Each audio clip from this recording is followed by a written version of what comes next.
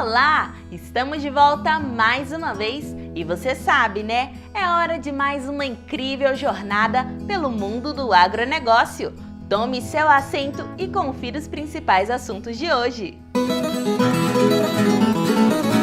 Pinhão precoce acelera a produção do fruto. Como fazer a polinização da baunilha? A hora certa de colher o sorgo. Produção de carne pautada pela sustentabilidade. O cultivo hidropônico sem mistérios. Começa agora mais um programa Revista Rural, a sua revista eletrônica do agronegócio.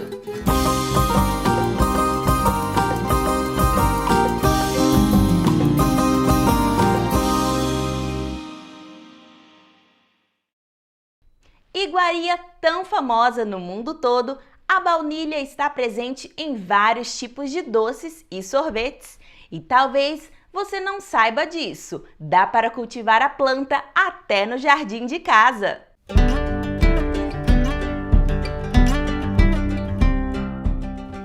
Originária do México, a baunilha é a segunda especiaria mais cara do mundo. Mas apesar do ótimo valor agregado, o fruto da orquídea é pouco tradicional no Brasil. Aqui na América do Sul nós não temos relato de uso de baunilha, né? E isso daí foi se propagando de tal maneira que nós não temos tradição nenhuma no cultivo. A gente não conhece praticamente nada.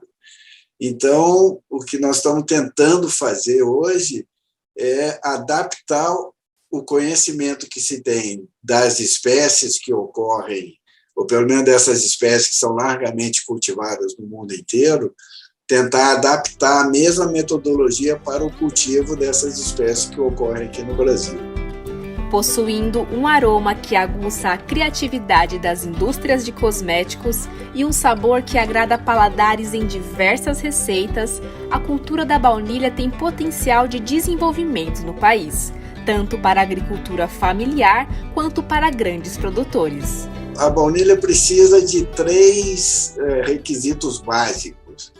Um é a luminosidade. Ela é uma planta de mata, então ela tem que ter um sombreamento, né, em torno de 60%, 70%. Ela é uma planta da família das orquídeas, mas ela é uma trepadeira, então ela precisa de um tutor para subir. E a outra exigência é que você tem que ter um substrato, um solo muito orgânico, né, bem orgânico, e com ótima drenagem. Ela não se dá bem em solo que acumula muita água. Então, com essas poucas coisas, você consegue produzir baunilha, né? Mas isso é para a produção do fruto. Apesar de não exigir uma estrutura muito sofisticada, o cultivo da vanila pompona, ou simplesmente baunilha, passa por um processo que exige dedicação e paciência. Ela é uma cultura muito demorada. Tudo na baunilha é muito demorado. Então, se você pega uma muda e planta, até essa muda crescer, se desenvolver e dar flor, vai levar em torno de 2, 3 anos. Caso essa planta dê flor, ela vai ter que ser, precisa ser polinizada artificialmente. Depois que você fizer a polinização, o fruto começa a se desenvolver e o fruto leva 9 meses para amadurecer. A partir do momento que ele começa a amadurecer, é que vai entrar todo o processo de beneficiamento ou de cura do fruto. Então, leva mais 6 meses. Então, isso tudo é muito demorado e você tem que ser muito aplicado, né, nessa parte de manejo do cultivo e tudo. Para atender a demanda, os produtores contam com a polinização artificial. Se você olhar numa planta em condições naturais, né, então a planta está lá na natureza, ela é polinizada por um tipo de abelha específica, é uma abelha grande normalmente do gênero ou euglossa ou eulema. Então, essas abelhas ocorrem no ambiente e são elas que fazem a polinização para o fruto se desenvolver, né? Só que a atividade dessas abelhas na polinização ela é muito pequena. Então, para quem está trabalhando com cultivo de baunilha, provavelmente você vai fazer polinização artificial. A polinização é feita de forma prática e manual, como demonstra o pesquisador da Embrapa. A polinização é o ato de fazer com que o pólen que está na estrutura masculina se encontre com a estrutura feminina. Só que entre as duas estruturas tem o rostelo. O rostelo impede que a parte masculina, que o pólen, entre em contato com o estigma, que é a parte feminina. Então a gente tem que retirar essa barreira física, tem que retirar o rostelo. Então essa sainha daqui, a gente tem que levantar. A gente levanta a saia. A parte masculina fica aqui em cima e a gente empurra a parte masculina para que encontre com a parte feminina.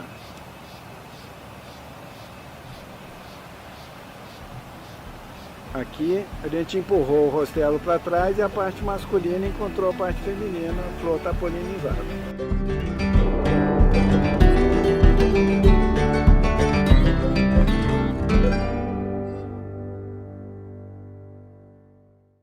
Uma variedade de pinhão precoce promete reduzir em 50% o tempo de início da produção do fruto e pode ser também uma boa opção para a preservação da araucária.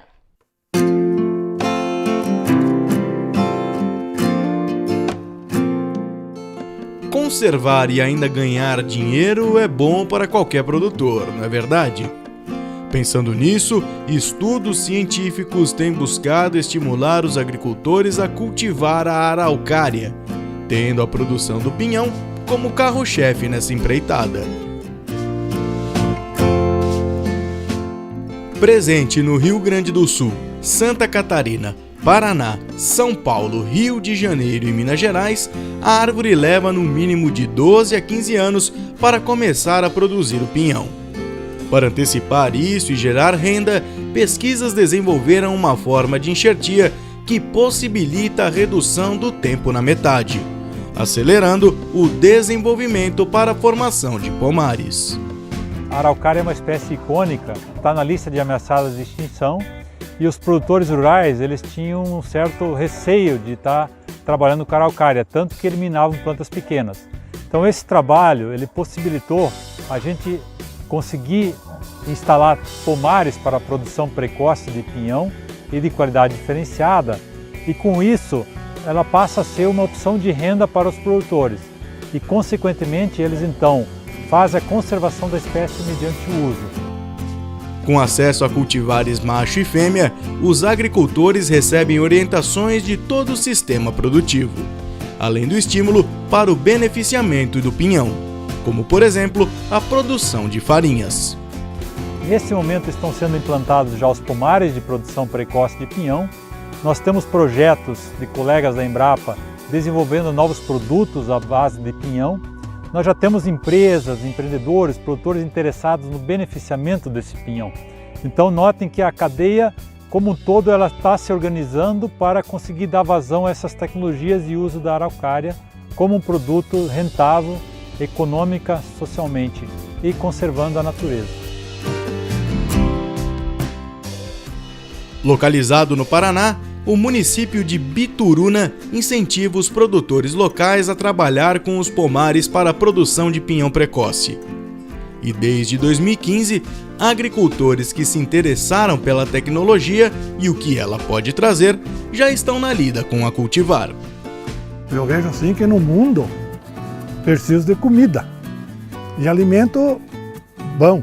O pinhão vai ser um alimento de altas qualidades, vamos dizer, sem glúten, que todo mundo vai querer ter na mesa. Eu e minha família e os vizinhos estamos empolgados com o projeto.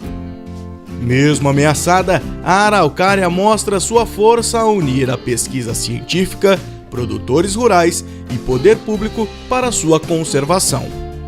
Com incentivo e geração de renda, a espécie pode se tornar uma referência em sustentabilidade. Nós temos o apelo da conservação do pinheiro, então é garantir que ele vai se perpetuar e ser sustentável. Nós temos o apelo da questão da renda das famílias para fazer com que eles tenham uma renda através da produção e da comercialização do pinhão. E temos um apelo também da oferta desse produto no mercado, que é através de subprodutos que serão extraídos do fruto do pinheiro araucária. A fim de ampliar o alcance do pinhão precoce, um novo projeto foi desenvolvido para se tornar um forte aliado da tecnologia. Entendemos que a araucária é uma forma de ajudar aquelas pessoas vulneráveis. Então nós estamos pensando em ajudar 100 famílias para criar 100 hectares de reflorestamento de araucária, para que daqui a alguns anos essa família pule uma classe social, ele melhore de vida, realmente. Depois, com a agroindústria da farinha do pinhão e assim por diante, tenho certeza que essa família vai melhorar muito sua condição.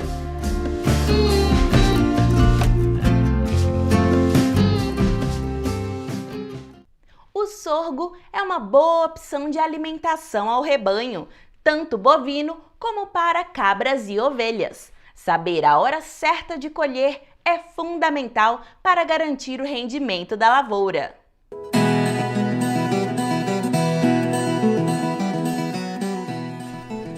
Bem adaptado ao clima semiárido e condições desfavoráveis, o sorgo é uma boa opção de plantio para o agricultor.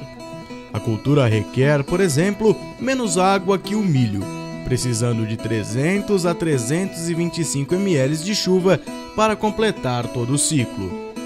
Desses, 25 ml são após o plantio, em torno de 250 durante o crescimento da planta e de 25 a 50 durante a maturidade. Portanto, abaixo da média de chuva histórica da região Nordeste, que varia de 600 a 800 milímetros. Então, é uma cultura que realmente se adapta às nossas condições e pode ser cultivado como sequeiro, aproveitando somente o período das águas. O grão também apresenta uma alta capacidade de rebrota devido à conservação ativa de seu sistema radicular, respondendo em média de 40% a 60% ao primeiro corte, dependendo das condições climáticas da região e de seu manejo correto. Para obter um bom desenvolvimento da planta, é importante que o produtor ele siga todo o protocolo técnico da cultura, como fazer análise de solo, preparação do solo, uma adubação bem feita, os tratos culturais bem feitos. Com isso, o produtor ele vai ter um alcance de produtividade muito bom. Além dos cuidados já tradicionais, um momento do ciclo produtivo pode fazer toda a diferença no rendimento da lavoura. Trata-se do ponto de corte do sorgo. Primeiramente, é importante que o produtor ele faça uma vista panorâmica, né, em toda a sua área do sorgo, né, observando o campo, a predominância das panículas, a coloração, adentrando na área de forma aleatória e coletando em média de 8 a 10 panículas de sorgo para avaliação visual e tato. Ok, então devemos colocar as panículas sobre um pano, de preferência um pano branco, né? Para quê? Para fazer as observações práticas, né? A metade da panícula deve estar em estado farináceo, né? E a outra metade, a metade inferior, em estado pastoso, né? Verifique aqui que ele está um pouco pastoso e essa parte aqui já está meio farinácea. Então esse aqui é o ponto ideal para se cortar o sorgo para a ensilagem. Quando os grãos estão entre 22% a 23% de umidade, certo? Isso acontece cerca de 95 dias após a emergência. Já a metade inferior, em estado pastoso, deve ter cerca de 75% da matéria seca dos grãos acumulada, o que ocorre 85 dias após o plantio das sementes. Este é o ponto ideal de corte desse material para ensilagem. Significa dizer é que este material ele está em torno de 30 a 35% de matéria seca, ideal para produzir uma silagem de boa qualidade, pois permite uma boa compactação, uma boa fermentação e menores riscos de perda da sua silagem. Os especialistas testaram o corte em áreas que estavam no final do período chuvoso, utilizando a irrigação por gotejamento, e os resultados foram satisfatórios. Estimamos uma média, de produção dessa área em torno de 25 a 30% do rendimento com relação ao plantio inicial, ao corte anterior, que foi na ordem de 20 toneladas. Então, essa produção de 20 toneladas ela foi acrescida com o segundo corte e passou para 25 a 26 toneladas. Isso é o que estimamos, estimamos para 25 a 30 toneladas. Além da questão fisiológica da planta, outro motivo importante para a alteração no ponto de corte é a saúde da lavoura. E olha que nesse caso, o inimigo até parece ser bonitinho, mas faz um estrago danado na cultura. Existe a preocupação com os pássaros, A gente nota aqui que os pássaros fizeram um verdadeiro banquete. Então é interessante que a gente antecipe também esta colheita, esse corte, em virtude do ataque dos pássaros.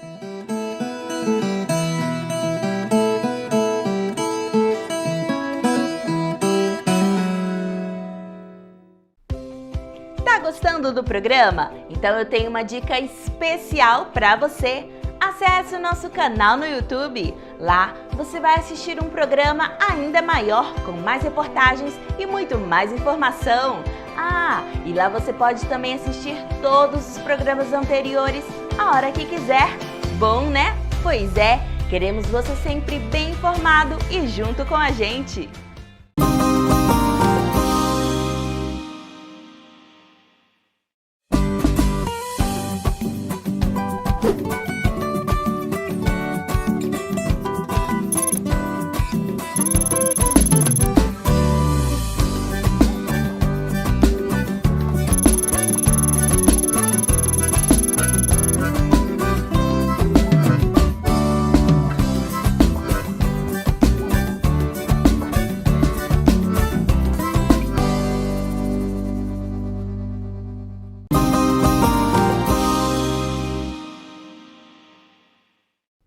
A pecuária brasileira se mostra cada dia mais sustentável e preservacionista. Isso é positivo para o meio ambiente e até mesmo para a qualidade do alimento que chega aos consumidores.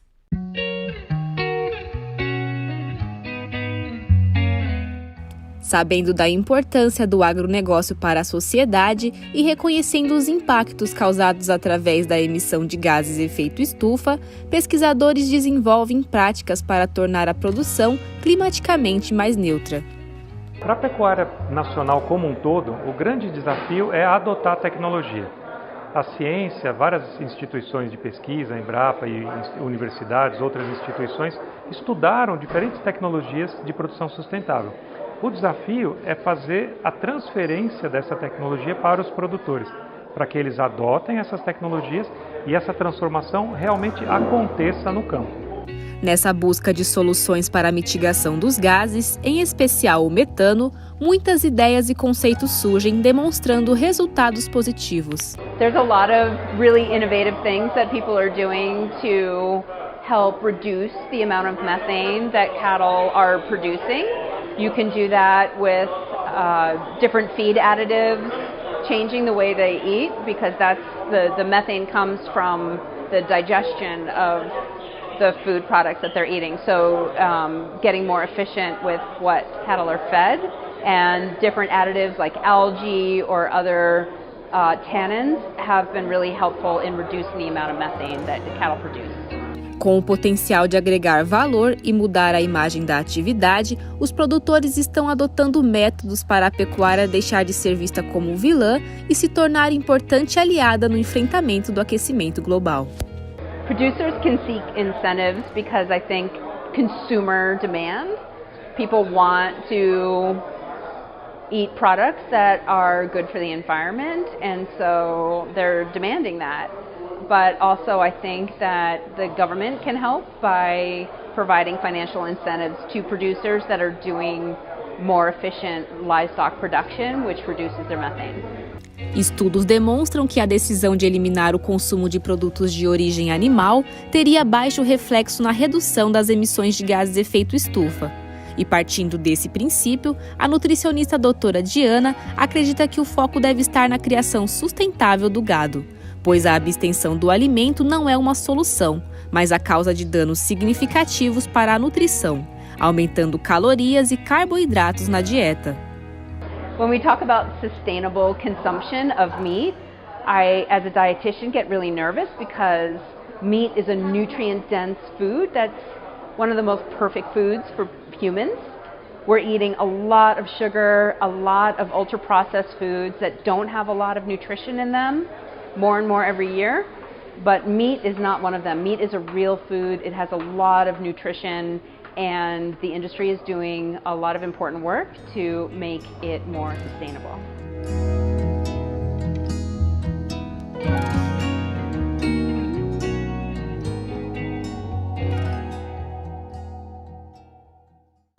Produção de hortaliças de forma controlada e sem o uso de terra. Assim é a hidroponia, uma técnica mais simples do que se imagina e que vem conquistando cada vez mais adeptos.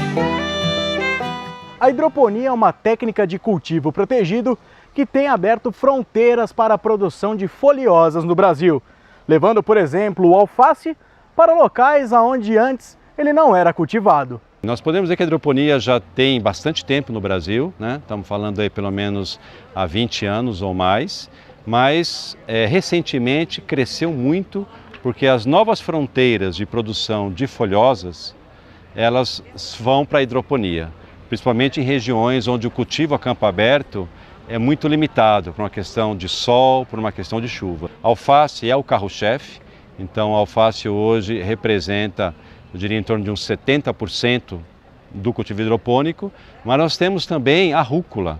A rúcula é uma espécie que caiu no gosto do brasileiro, né? A famosa pizza com rúcula, então hoje muita rúcula que nós consumimos também vem de cultivo hidropônico.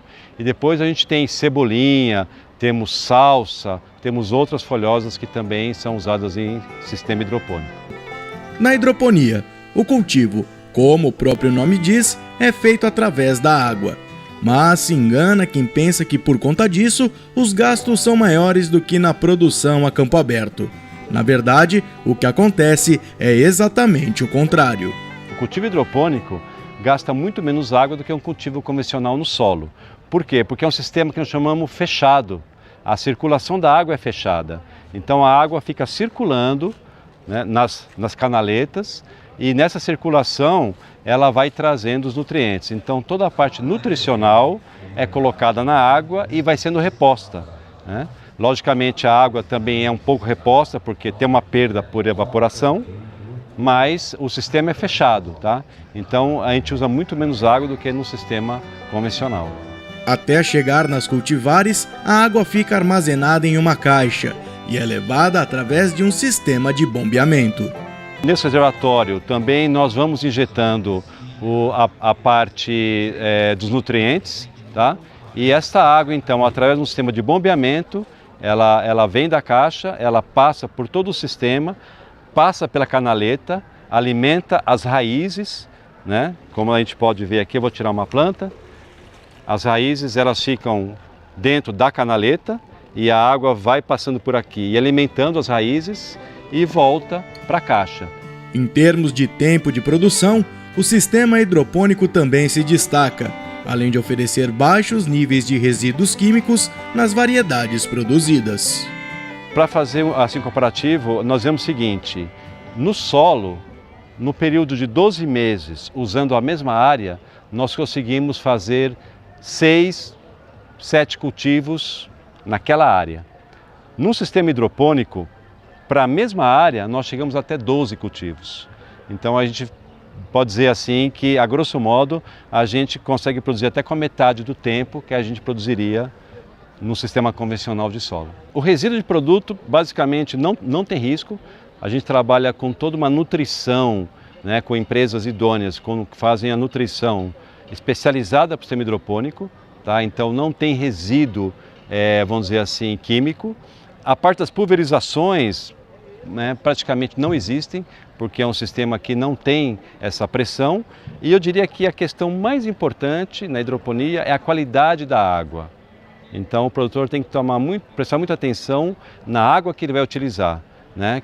Então essa água, se possível, seria ideal uma água de mina, uma água que já foi analisada, uma água isenta de coliforme fecal ou de qualquer resíduo inicial.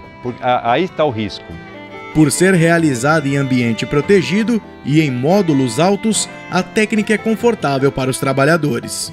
Já pensando no consumidor, a qualidade do produto final também é um ponto de diferencial no mercado. Nós estamos falando aqui de um produto totalmente limpo, né? Sem nenhum resíduo, nem de terra, né? Sem nenhum resíduo químico, né? E a raiz também está limpa. E aí vem um segundo ponto. Quando nós vamos comprar uma alface hidropônica, como nós sabemos que ela é hidropônica? Porque ela vem com a raiz, ela é embalada com a raiz. A raiz está lá limpinha, nós sabemos que aquela alface é hidropônica. E isso também dá uma maior conservação para aquele pé de alface. Então nós podemos comprar e manter isso na geladeira por mais tempo, comendo as folhas ali durante uma semana, 10 dias, sem perda do produto. Além das novas fronteiras abertas, a hidroponia também está se espalhando por regiões onde tradicionalmente o cultivo de solo é quem se destaca. Em cima disso, Paulo dá uma dica para os produtores que desejam adotar a técnica. Eu acho que o mais importante, antes dele partir para uma produção hidropônica, né? E isso também vale para qualquer produção, é primeiro realmente verificar a oportunidade de mercado que ele tem. Se ele identificar essa oportunidade de mercado entre solo e hidroponia, logicamente aqui você tem um investimento inicial um pouco maior, mas também, como é um sistema modular, ele pode começar num módulo pequeno, que ele possa fazer esse investimento pequeno, e à medida que o negócio progride, ele vai expandindo, né? Mas o retorno, ele já está claro que esse retorno, pelo que nós temos acompanhado, né, esse retorno ele vem, dificilmente nós vemos um produtor hidropônico que teve problema de poder pagar o seu investimento. Produtor mineiro da cidade de Monte Alegre de Minas, Pauliano Figueira é um dos que adotaram o conceito. Produzindo folhosas no solo há 12 anos, há cerca de um ano ele começou o cultivo hidropônico. Eu priorizo sempre por qualidade. Tanto a alface do campo, que foi o princípio da minha carreira, trabalho com muita qualidade, mas na hidroponia em si, em especial, ganha muito em tempo, precocidade, qualidade do produto final, manejo, é um manejo bem mais simples, vamos dizer assim, uma mão de obra menor, tem que ser mais qualificada, mas com menos mão de obra, vamos dizer assim. E mais pelo tempo mesmo de produção. Uma alface de hidroponia hoje eu estou produzindo com 24, 25 dias de perfil final, sendo que no campo está com 35 dias. Além do tempo, a economia nos processos de produção e a qualidade do produto final também são importantes para ele. No campo, trator, máquina, adubo, a quantidade é bem maior do que na hidroponia. Na hidroponia agora eu estou sentindo que, como tem mais qualidade, a malha da folha é diferente, então assim, já está tendo um pouco mais de procura sim. A pessoa fala, olha, eu quero aquela que tem, assim, no termo nosso da região, eu quero aquela que tem a raizinha, que é a da hidroponia, né? Então assim, eu acredito que vai melhorar e vai aumentar mais a demanda, num curto espaço de tempo. Hoje, no cultivo hidropônico, Pauliano tem tirado cerca de 1.500 unidades de alface por semana, enquanto no campo chega a 6.000. A ideia do produtor é aumentar o projeto para que o sistema atinja a mesma quantidade. É uma coisa que que eu tenho que fazer porque acho que o que o mercado vai pedir, vamos dizer assim. O conselho que eu dou para todo produtor: valorize o seu produto, trabalhe com qualidade, porque o trabalho já é árduo. Então assim, trabalhe com muita qualidade, é o futuro. E aqui a gente está dentro de uma fábrica. Então assim, aqui você consegue manipular todo o clima, vamos dizer assim. Eu acho que é por aí que a coisa vai funcionar. Então assim, dediquem-se, se esforcem. Dinheiro não é fácil, porém pode ir que vai dar certo.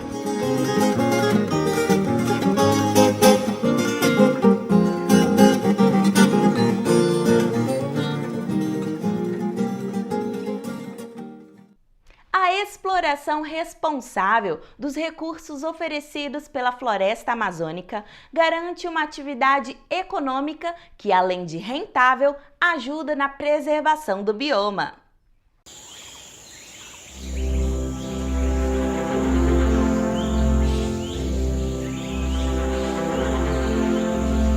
Exuberante e símbolo do nosso país, a região amazônica é muito mais do que a diversidade de sua fauna e flora sugerem. É uma região com um grande potencial de exploração econômica. E acredite, sem derrubar uma única árvore, apenas aproveitando tudo de bom que ela oferece. Alguns frutos típicos da região, como o açaí e o cupuaçu, já desfrutam de grande status e ganharam de vez o gosto do consumidor, sendo uma boa alternativa de negócio para quem vive dentro da floresta. Atenta a isso, a Embrapa criou o projeto Cupuaçu 5.0, com variedades do fruto bem mais produtivas e resistentes. Se trata de uma tecnologia formada por 5 cultivares de cupuaçuzeiro: a BRS Careca, a BRS Fartura, a BRS Duquesa, a BRS Coringa e a BRS Golias. Então, essas 5 cultivares, 5 clones, devem ser plantados pelos produtores de forma conjunta, para que tenham uma máxima produtividade. Essas cultivares, elas apresentam como vantagens diferenciais uma alta produtividade de frutos, aliado a uma boa rentabilidade de polpa, de semente, uma boa resistência à vassoura de bruxa, uma expansão do período de safra e uma maior garantia de que nós teremos uma regularidade de produção em função da resistência à vassoura de bruxa. A entidade dá todo o suporte aos produtores que quiserem entrar no projeto, com orientações técnicas e fornecimento de mudas. A propagação dessas cultivares ela é feita vegetativamente, através de mudas enxertadas ou através da substituição de copa de cupuaçuzeiros improdutivos, seja por doença ou seja por não terem aptidão para a produção.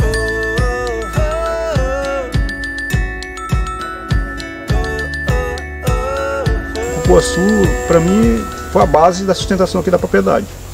Hoje está entrando outras coisas, como o peixe, como o açaí, mas o cupuaçu foi a base. Quando eu cheguei para cá, já implantei. E hoje eu estou substituindo a copa das minhas plantas para, no futuro, não ter vassoura de bruxa e ter uma maior produtividade. A tecnologia que vinha melhorada aí, eu estou abraçando, né? Até porque eu não posso perder esse status de tião do cupu, nunca. Pode entrar o açaí que entrar, mas é tião do cupu. Com um sabor marcante e aroma inconfundível, o cupuaçu faz uma ótima parceria com o chocolate e se destaca na produção de doces e sorvetes. Foi um concurso nacional de sorvetes no Brasil. Nós fomos vencedores com sorvete de castanha do Pará com doce de cupuaçu. Esse doce de cupuaçu é que fez o diferencial no sorvete de castanha. E nós ganhamos o concurso nacional e fomos disputar o Mundial na Itália.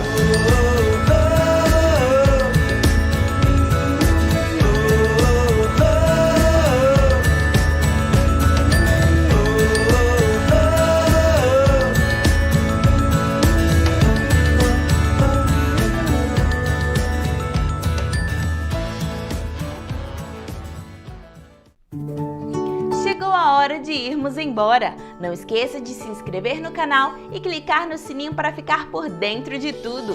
Fiquem com Deus e até semana que vem!